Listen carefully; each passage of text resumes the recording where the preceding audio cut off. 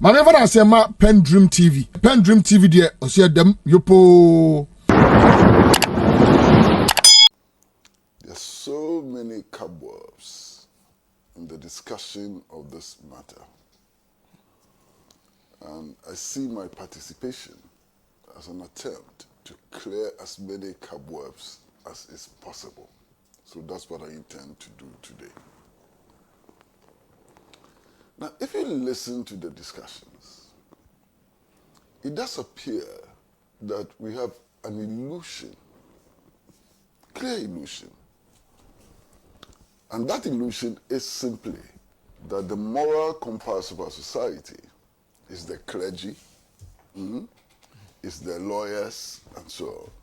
I think that is completely false. The vast majority of our people are not priests. The vast majority of our people are not lawyers. The vast majority of our people are not academics. They are the people who till the land in the rural communities. They are the drivers, the trotro drivers, the taxi drivers, and so on. They are the workers in the factory, and so on.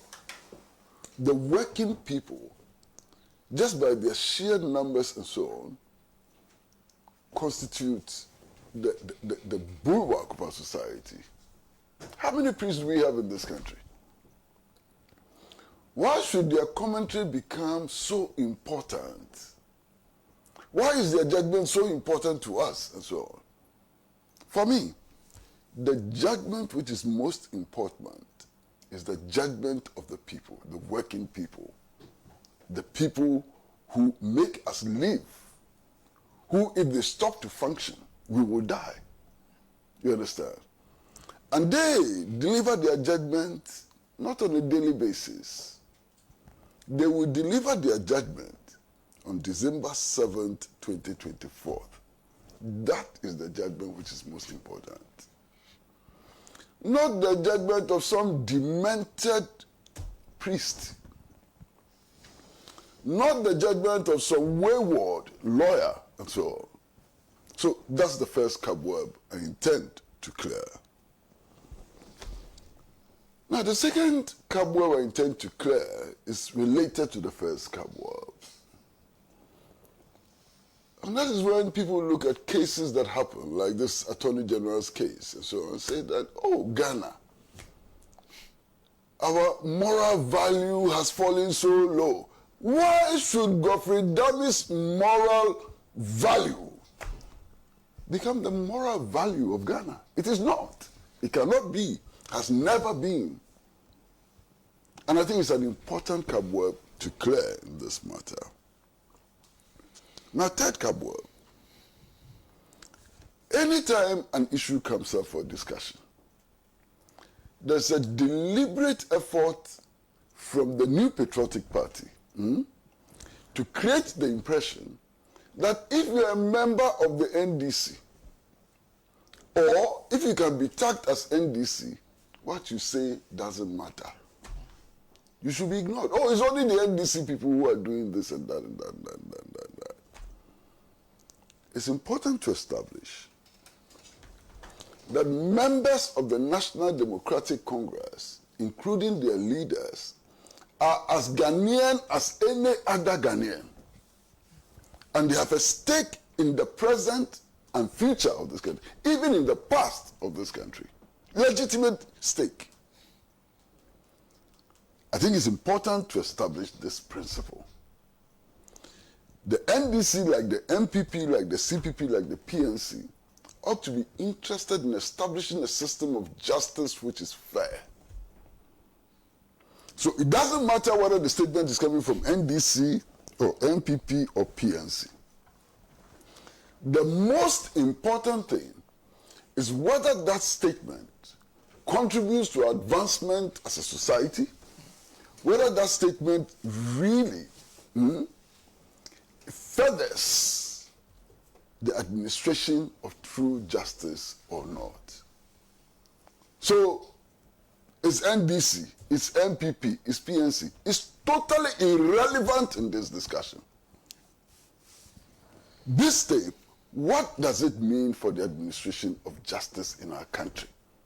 It doesn't matter who recorded it. It doesn't matter who played it. It doesn't matter who held a press conference on it.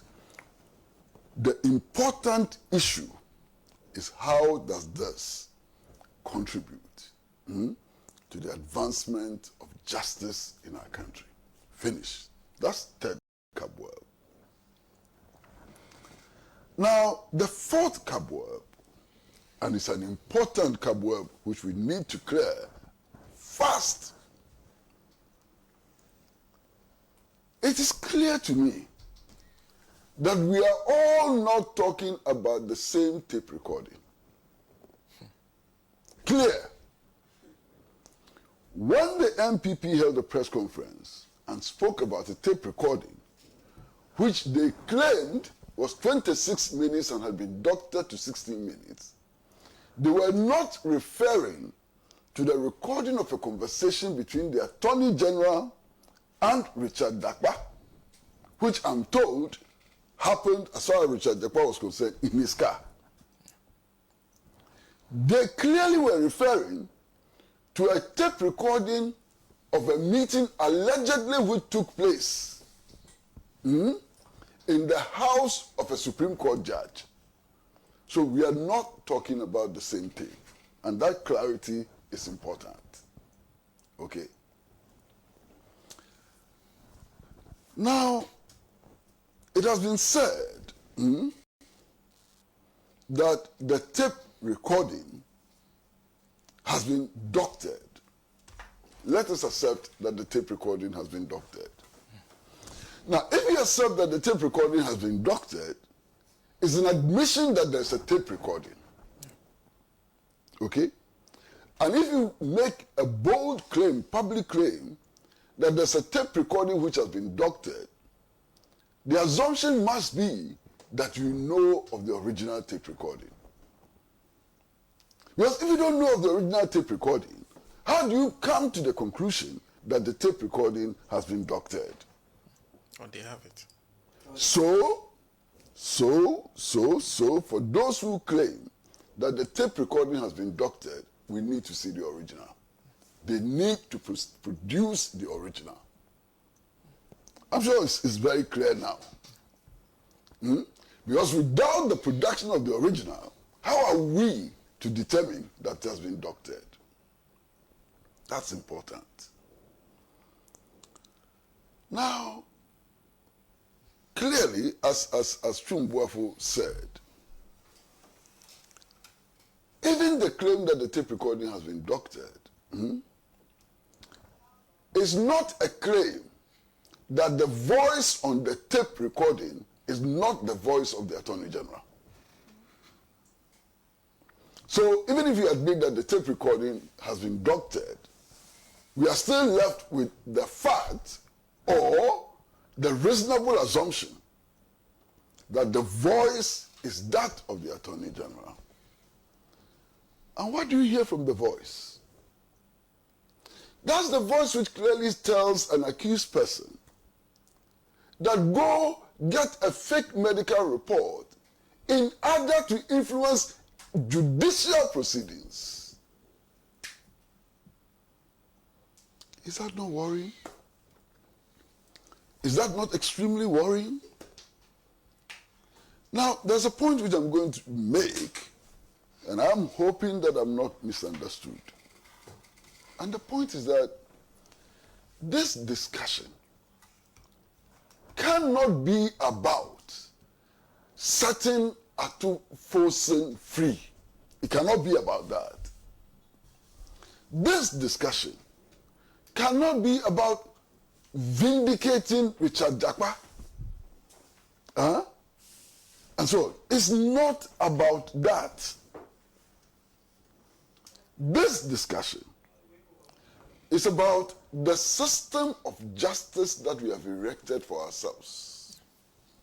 So this discussion essentially is about every Ghanaian, including members of the New Patriotic Party. including the Attorney General himself. This discussion is about the kind of structures and principles we have erected in order to be able to deliver justice. Look, if this practice is allowed to continue without checks and so on, it is very, very possible that Richard Dami himself will become a victim to it. Godfrey Dami will become a victim of this system. So in raising issues about what appears to be a system, what appears to be a practice and so on, we are also defending the interests of Godfrey Dami himself. We are defending the interest of Nana Addo Dankwa Akufo-Addo. We are defending the interest of Stephen Intim. Because all of them could become victims of this thing which has been created. You understand? So it is from that perspective that we need to have this discussion. Now, I know as a fact, because I've been in police custody many times, the police has taken my what they call caution statement and so on, and I know as a fact that even at the police station, not in court, when the police is taking your caution statement, what the police call caution statement, they remind you of your rights. At that stage, they remind you of your rights to legal counsel and so on. And from what I know, if the police does not remind you of your rights and they take a statement from you, it invalidates that statement that they have taken. Okay? I also know from my little court practice and so on, that at least in some cases, some say all, I wouldn't go that far. In some cases, if you are charged and you do not have the capacity of securing the services of a counsel, the state is enjoined to provide you with legal counsel. Why? I also know that if you face some charges, you are not even allowed to plead guilty to the charges because of the severity of those charges. A plea of not guilty will be entered for you if you are charged with murder. The court cannot on its own decide that you are pleaded guilty, and therefore because you are pleaded guilty in a murder trial, you should be sentenced. Because of the gravity, of the offense and so on. So when I hear on a tape recording, the Attorney General, not a police sergeant who is prosecuting in court, not the Deputy Attorney General, not just any lawyer in the office of the Attorney General, engaging in a substantial conversation with an accused person on a matter before court without notifying him of his rights, constitutional and otherwise, and without the presence of the accused person's counsel, I know there's a problem. A police corporal is not allowed to do that. How then do we allow the Attorney General to do that? And the Attorney General, who is leader of the bar, how do we then allow him to do that? This is one of the many problems. You understand? Now, I've followed this case for some time. And I'm keenly aware of the fact that all of us, even including lawyers on the case, are stopped from making statements which are prejudicial. And I've tried my best, and I'm still trying very hard not to make prejudicial statements. But there is something which is very interesting. The original 3 accused persons have been put before a court for causing financial loss to the state. This is the charge. Now, in trying to substantiate this charge, allegation, whatever it is, the state provided a witness, an expert witness, a witness who actually examined the ambulances and came to the conclusion that the ambulances did not meet the standard. Now, the evidence produced in court, what does that evidence say? Now, what the evidence says is that, 1, you see, all the ambulances have the stickers on them, red, gold, and green stickers on them. That those stickers were not properly placed on the ambulances. And that there are air bubbles between the stickers and the body of the ambulance. 1 defect. Yes, go and look at the evidence before the court. Second defect, that the trolleys in the ambulances, the trolleys, are too tall, too short. The trolleys in the ambulance are too short. And because they are too short, if you push the trolleys, it may harm the floor of the ambulance. One other defect, which was in the witness statement,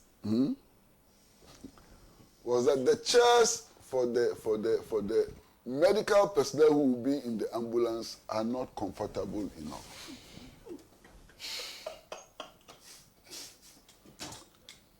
Now, am I allowed to come to any conclusion on this matter? No, I'm not. I'm just stating the facts as have been made public. It is ultimately the judge who will decide whether this can constitute financial loss or not. You understand? Ultimately, it's only the judge. Who am I to come to any conclusion? You reject an ambulance because the stickers which were placed on them, between the sticker and the body of the vehicle, there are air bubbles in them.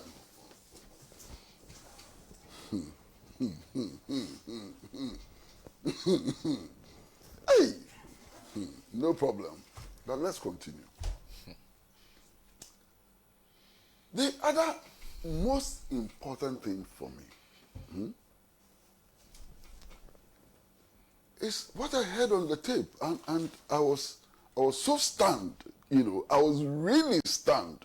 It's not a figure of speech. I was really stunned when I heard a voice believed to be that of Godfrey Dami telling the 3rd accused person that, don't worry, if you give this evidence in court, it will not harm you. So who will it harm?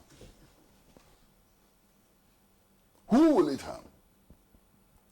And it does not at least raise a suspicion of coaching. What would raise that suspicion of coaching? If this does not raise a suspicion of coaching, what would raise a suspicion of coaching?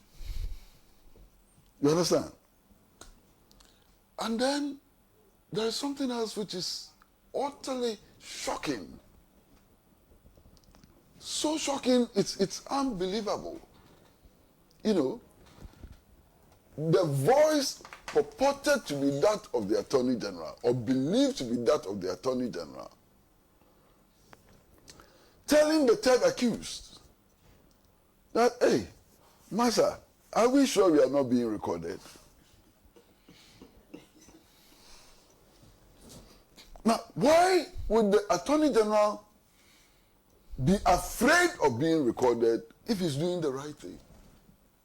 Hey, are you sure we are not being recorded? This is telephone, oh. My goodness. What is happening? And that for me was so shocking. You understand? So shocking. Now, this call was made early in the morning. Around 7:12, 7:15. That's when the call was made. That's what the call records indicate. And it is unusual. I want anybody to tell me that it is normal to call people at 7:15 in the morning. There must be a certain level of relationships for you to call anybody at 7:15 in the morning. What is that kind of relationship that exists between the Attorney General and an accused person for the Attorney General to be confident enough to call the accused person at 7:15 in the morning or even before then? What is the level of relationship? That's interesting. Now, in that conversation, the accused person constantly, or on a number of occasions, reminds the Attorney General of earlier meetings. And the Attorney General doesn't comment on it. Clearly. He accepts that there had been earlier meetings. Now, Senna, listen to me carefully. Now, the MPP has disclosed that the judge of the Supreme Court, in whose house some of these discussions may have taken place or took place, is Justice Yoni Kunedi. I'm a very good friend. I've known him for a very long time. From the early days when he started practicing law and so on, I've known him. In fact, he calls me uncle. And so that's the level of relationship between me and Yoni Kunedi. And I would do anything for him as a friend. And he knows that. I would do anything for him as a friend. But there are issues of principle which have come up. Now, this case potentially can end up in the Supreme Court. This case, potentially. Because the accused persons have a right of appeal, we should take that matter to the courts of appeal. And after a determination by the Court of Appeal, they can still go to the Supreme Court.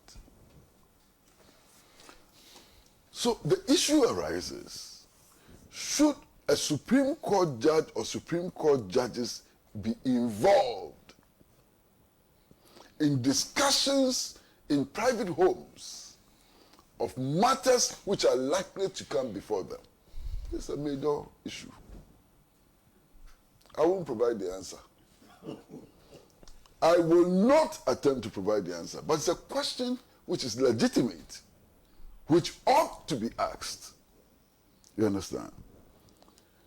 Now, we've heard all kinds of stories before about how sometimes cases are discussed outside court before they come before court and so on.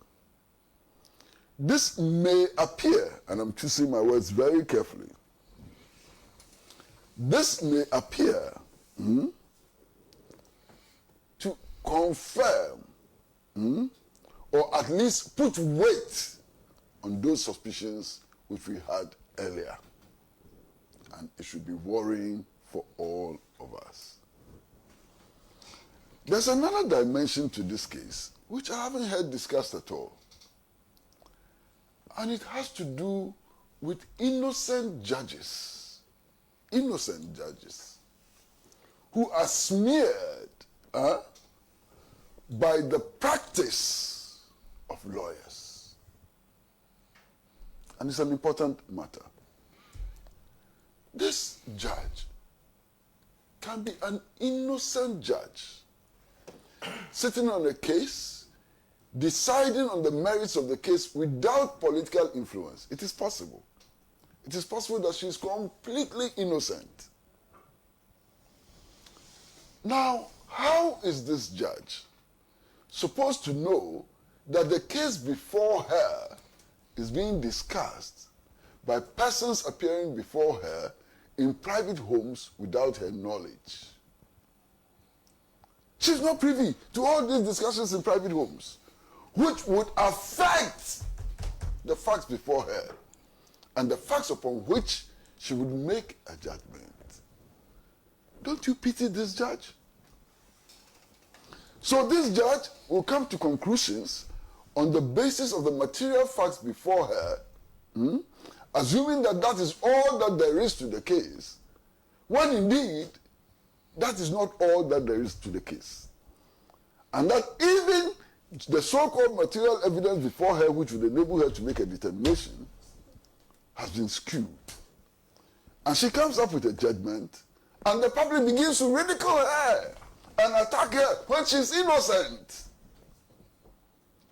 So people who sit on the bench must be interested in this matter. Because it is they who sit on the bench who take the fall for the malpractice of lawyers. In some cases, the judges, we blame them, we call them names, and they are innocent. They could be innocent in some cases. They may not even be aware of the malpractice of the lawyers appearing before them. So it becomes extremely important for the judiciary itself to take an interest in this matter as a means of protecting its integrity, as a means of disallowing crooked lawyers to soil the image of the judiciary. It's an important dimension of this case. Now, you see, if this matter is not handled properly, Senna, if this matter is not handled properly, how can anybody, any institution, and so on, have the confidence that when matters involving them go before court, they will get justice? And if individuals, institutions, and so on, cannot get the confidence that when matters involving them go before the courts, they can get justice, what would happen? People will go beyond the justice system in order to secure what, in their opinion, is justice. That is a clear path to anarchy. In the course of this discussion, a listener sent a text message that I found very offensive, and I asked you not to read it. That listener was warning that what happened in the early 80s with some 3 judges and a retired army officer could happen again. I thought it was in bad taste. But you see, when people lose confidence in established processes and institutions and so on, maybe some of these aberrations can happen. Some of these condemnable acts can happen, and so on. And that is why this matter involving Godfrey Jamming, what is the name? Odami, needs to be properly investigated. Now, if you're going by law, constitution, and so on, how can this matter be investigated? 1, the body clothed with responsibility for investigating this matter, one of the bodies, is obviously the General Legal Counsel. Okay?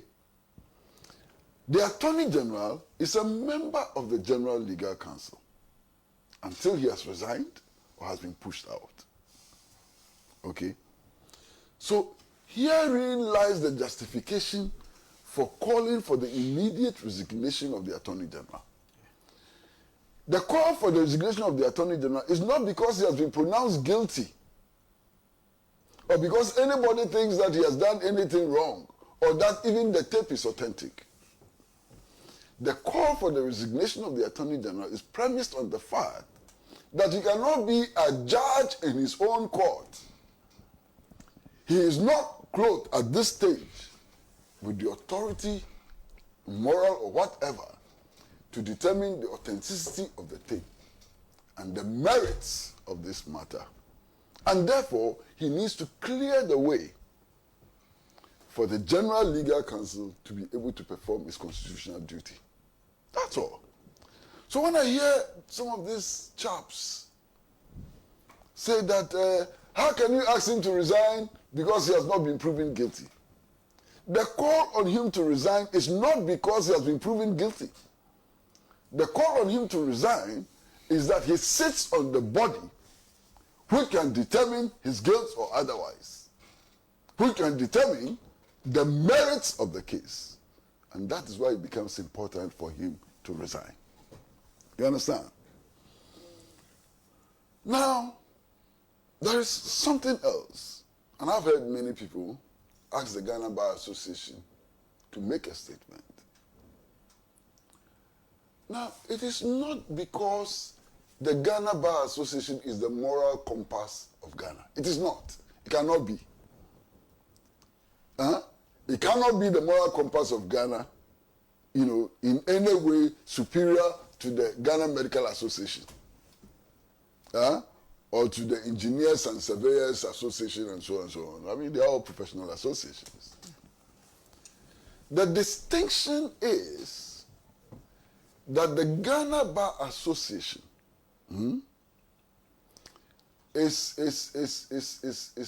a guardian when it comes to legal ethics. In much the same way that the Ghana Journalists Association superintends over adherence to the code of ethics of journalists. So it has a professional responsibility, not a moral responsibility. A professional responsibility to uphold the ethics of the profession. That is why it is absolutely important for us to hear the Ghana Bar Association on this matter. We are now calling on the Ghana Bar Association to make a pronouncement on a political issue, because we know that the Ghana Bar Association has said that it is apolitical and will not be commenting on political issues. That's fine. But when it comes to the ethics of the legal profession, it has a responsibility to make statements on such matters. At least it can provide a roadmap as to how to resolve this issue.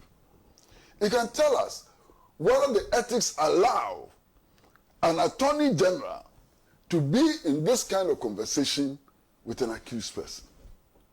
Attorney General. Attorney General. Minister Attorney of Justice. General. Attorney General. He goes to court in a white wig. He wears a bib. He wears a gown in this tropical heat and so on. That's the man we are talking about. White gown. Pure white. No, not gown. White wig. Whoa! That's the kind of personality that we are talking about. She has some. Well, I pity her. To be honest with you, I really pity her. While we are still aping our enslavers, while we are still aping. So if you don't wear that thing, you can't think.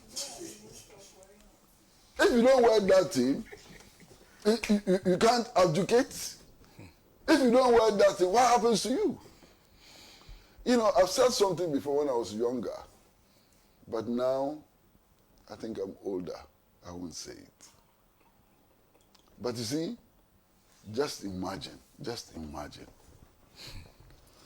somebody in the tropics who does not have an air-conditioned car, wearing, first of all, a black suit, with black socks and black shoes, with a huge black gown and covering his head, and driving from Akwetema to the high street, or what is now the John Atta Mills High Street. Yes, sir. Can you imagine what will happen to the person? I don't want to give the details. When I was much younger, I would have given the details, but not now. But just imagine it yourself. And we are clinging to this. Nothing will make us drop the gown. Nothing will make us drop the wig, and so on. And we think it does work to us. My goodness. My brother, let me stop here before I say something else. I think I've said enough. Thank you. No, But very interestingly, I think under CJ Georgina Wood, lawyers were not wearing the wig. In fact, they would go to the Supreme Court without lawyers wearing the wig. They were still wearing the gown though, but the wig returned after CJ Sofia Akufo took over and decided that they should go back to their traditional dressing. So that's how come the wig came back. I've seen a Supreme Court judge actually berate a witness for not wearing a certain kind of suit. Yeah. What does that got to do with justice? A lot of judges, you go to their court without your wigs and stuff, they'll sack you. I have witnesses several. Well, this is Edward Ajima. Luckily, jurisdiction over the AG and his staff. Is that correct? No, there is a reason they say that, because they are not licensed. They don't need to get a license, so they can say that they don't deal with the General Legal Counsel. Not that they will not have jurisdiction, because if state attorneys should misbehave, you can report them. The only challenge with the AG is that he sits on the same committee. So like a natural justice, being the judge in your own case. Okay. And he comes back and says the AG sits on the GLC.